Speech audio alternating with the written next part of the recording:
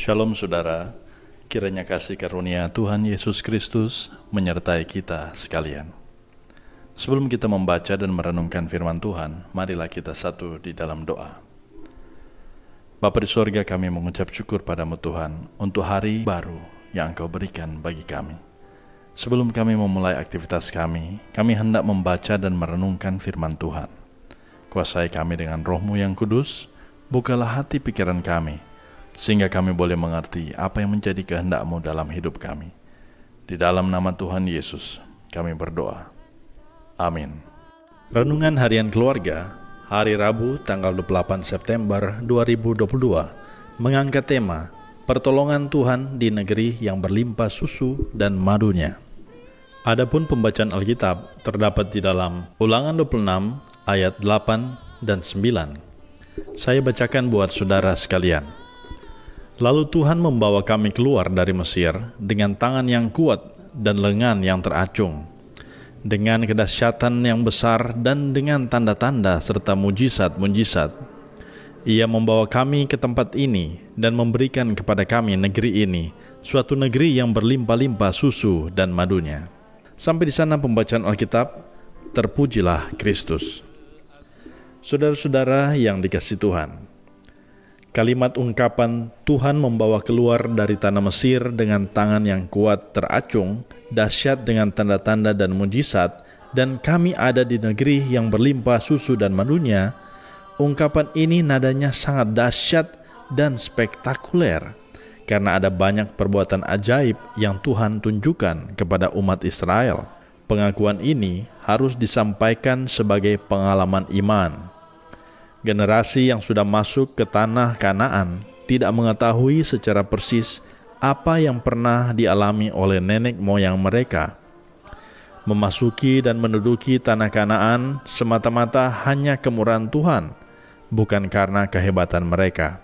Seperti yang kita bisa baca dalam Keluaran 8 ayat 9 dikatakan, apabila kamu telah masuk ke negeri yang dijanjikan Tuhan kepada nenek moyangmu, jangan kau lupa kepada Tuhan Allahmu.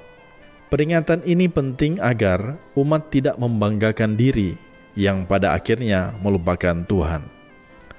Keluarga Kristen yang dikasihi dan diberkati Tuhan Yesus, kita sedang mengalami pertolongan Tuhan. Menikmati hidup dengan kebutuhan yang terpenuhi adalah karena Tuhan. Janganlah sesumbar dengan mengatakan, oh itu karena saya kuat, hebat, rajin bekerja, sehingga saya mendapat upah. Padahal sama sekali tidak demikian. Setiap nafas kehidupan kita, Tuhan yang berikan. Detak jantung yang setiap hari kita bisa rasakan, itu juga karena Tuhan.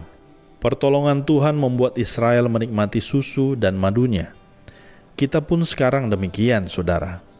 Harus ada kesadaran iman akan kasih Tuhan yang tanpa batas, yang membuat kita menikmati berkat-berkat-Nya.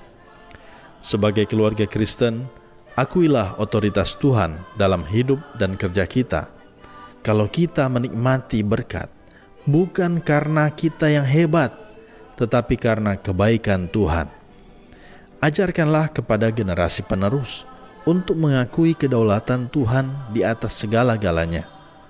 Seperti Musa mengajarkan berulang-ulang kepada generasi kedua dan seterusnya bangsa Israel sebelum mereka masuk ke tanah Kanaan, agar supaya mereka mengingat Tuhan, kedaulatan Tuhan, kedahsyatan Tuhan. Untuk itu saudara-saudara yang dikasihi Tuhan, bagaikan susu dan madu, kita rasakan pertolongan dan limpahan berkat. Kembalikan rasa syukur kepadanya dengan memberi persembahan dan hidup yang benar. Terlebih, persembahkanlah tubuhmu sebagai persembahan yang hidup, yang kudus, dan yang berkenan bagi Allah. Amin. Marilah kita berdoa.